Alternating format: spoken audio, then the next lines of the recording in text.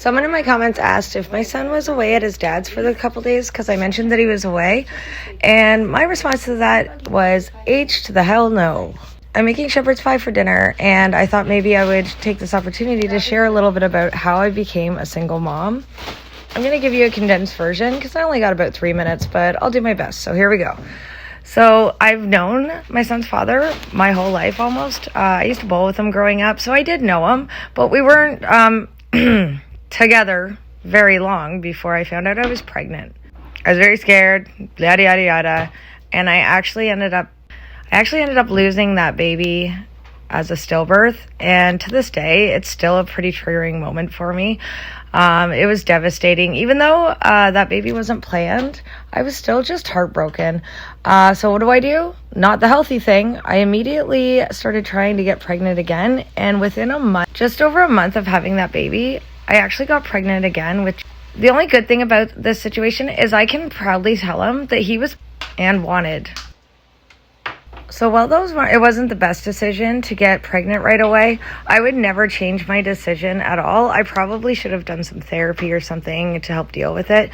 Like I said, I do not regret it. I am so glad with how my life ended up turning out, even though it's been a hell of a bumpy road.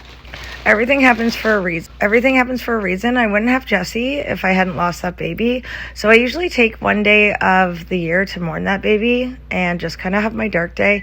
And the rest of the time, I am over the moon that I have my son with me today. Anywho, I'm running out of time already, so I gotta get going with this. My son's father and I did end up getting married about a year and a half after he was born, and immediately the marriage started crumbling and falling apart. Definitely wasn't perfect before we got married, but it got worse after we got married. He became very jealous, possessive, and, he's still with a lady that he was with while we were married. Anyway, really bad situation. I decided to leave him and get out. Thank God I never even changed my last name. He was also very violent.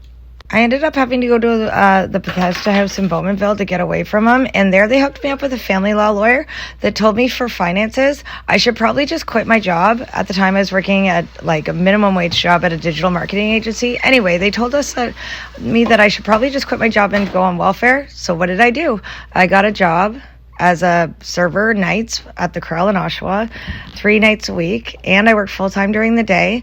I had Jesse in daycare. I was not going to just live my life that way because I know that pattern just is so hard to get out of. So that's a decision that I definitely am proud of today. So when people say that, I don't know why people think I get handed everything, because I definitely do not. I've worked hard for where I am, which, I'm not exactly thrilled with, but you know what? Life's hard and I work towards it every day. I'll share more of the story later, but I'm running out of time, so I hope you enjoyed this. Bye.